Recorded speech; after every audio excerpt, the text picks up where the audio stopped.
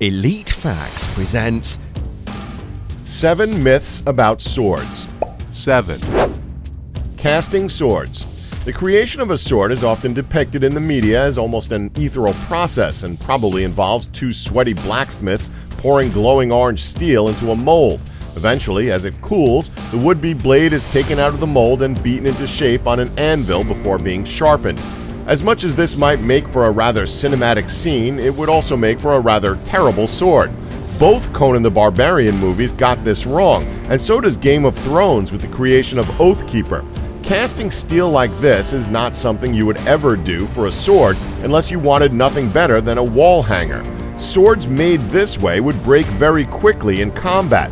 Back in the Bronze Age, when bronze was the go-to metal for tools and weapons, casting the copper alloys in this cinematic way did actually produce some decent swords, like the Egyptian khopesh. When the Iron Age came about and steel became the go-to weapon material, the creation method changed along with the material. In reality, battle-worthy swords started off by heating the steel in a forge before hammering it into shape several times over several hours. Once the lump of steel is the desired shape and has been allowed to cool, it will be ground into its final shape before being heated and cooled a few times more to allow hardening and tempering. Eventually, the blade will be edged and the hilt, pommel, and guard will be added. 6. Quenching swords in blood. Having busted a popular misconception about the creation process of the sword, it's worth debunking another. You may have heard in some legends that the best swords are quenched in blood, usually by thrusting the glowing blade into a person so as to give it a soul. As badass as that sounds, it would actually be very stupid. For one, there are all sorts of ethical issues surrounding smiths stabbing people with unfinished swords, but there are also a bunch of scientific issues with this too. If a smith were to quench the glowing hot blade in the belly of a handy slave or condemned criminal, the sword would likely bend and break. If a sword needs quenching, it's still going to be very hot, and the metal will still be quite soft. If it so much as grazed a bone on entry into the unfortunate's body, it would bend, warp, and harden incorrectly. Blood alone would be straight up bad for any sword you quenched in it, as it lacks the ideal chemical composition for quenching the steel. Salt water, or ideally oil, would be much better at quenching the blade. A good smith would rather use peanut oil than blood. It does the job better and is much cheaper and a lot less messy. 5. Hollywood sword fights. A sword. It's a long piece of sharp metal designed to kill or injure another person. There can't really be a lot to using one, can there?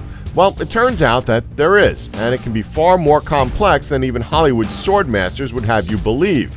Movies like Kill Bill feature some truly epic fight scenes in them, though there is probably a lot more truth in Lucy Liu's character's words when she says, "Silly Caucasian girl likes to play with samurai swords," than they would have us believe. One thing movies tend to get wrong, but use a lot of in sword fighting scenes because of how cool it looks, is edge-on-edge parrying. You've probably seen it plenty of times on TV, in movies, and even in cartoons. The swords will connect edge first as one person parries the other. While this is not something that can always be avoided in an actual sword fight, most fencers seek to avoid it, instead making use of the sword's guard or a shield if they have one. Edge-on-edge parrying like this only damages the blades, blunting and burning them, putting unnecessary stress on the steel. Swords designated for combat often have thicker edges designed to handle these impacts. There are many manuals written on the subject of sword fighting. None give time to the photogenic edge-on-edge parry and instead teach efficient techniques. A lot of what the manuals teach involve making a quick and effective kill or taking a step from a bad situation. Depending on the type of sword and the style of fighting, the fights will either involve quick, fluid motions or a ruthless, well-placed beating.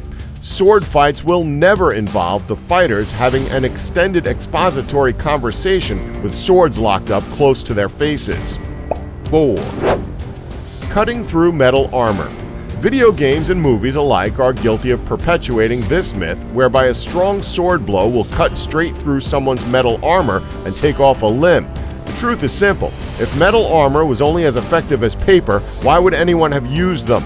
Metallic armors like mail and plate are not something even a super sharp sword could cut through. In fact, a more blunt sword might be more effective against an armored opponent, as the blunt force of impact would be what would do most of the damage.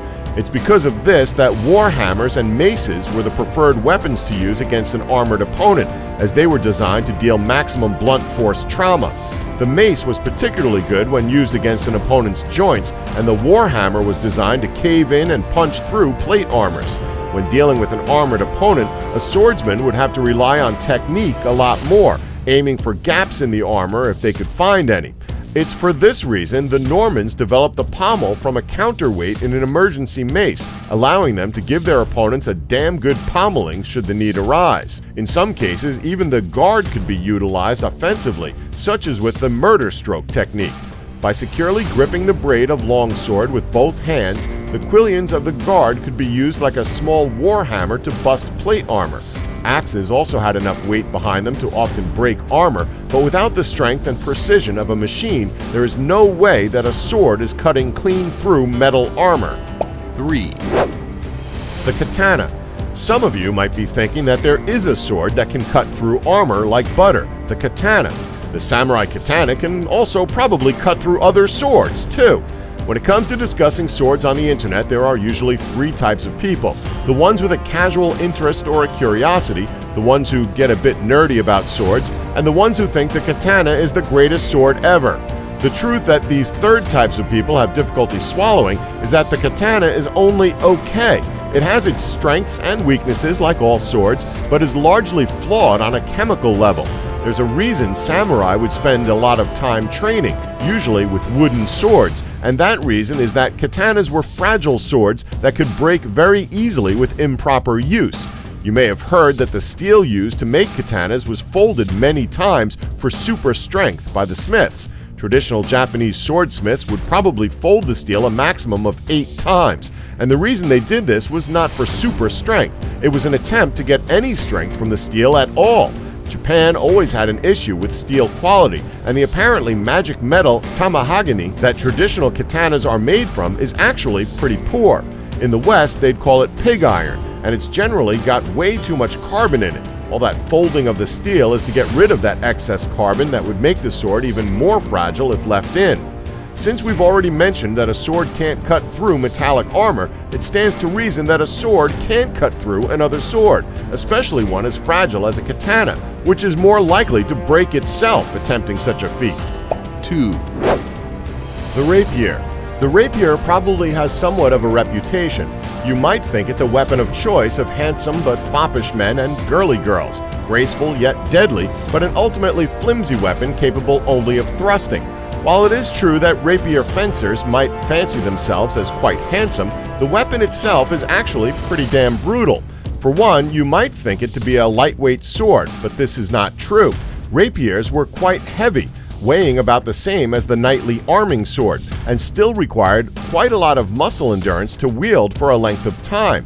Evolutionarily speaking, the rapier probably evolved from the arming sword by way of the side sword, becoming longer, thinner, and more thrust-oriented as the required use of the weapon changed. As the use of certain armors died out due to the presence of firearms, the need for a good civilian-use personal defense sword arose. The rapier's thrust-oriented style lent itself very well to being used in narrow alleys or crowded areas where swinging a sword about was just not possible. This, of course, did not mean that rapiers were unable to cut. Italian rapier master Rodolfo Capoferro often suggests cuts with the rapier as alternatives to a thrust in his fencing manual. It's true that a rapier cut is less likely to be lethal than a cut from a dedicated cutting sword, but it will still do some damage, especially if it catches the right muscle or artery.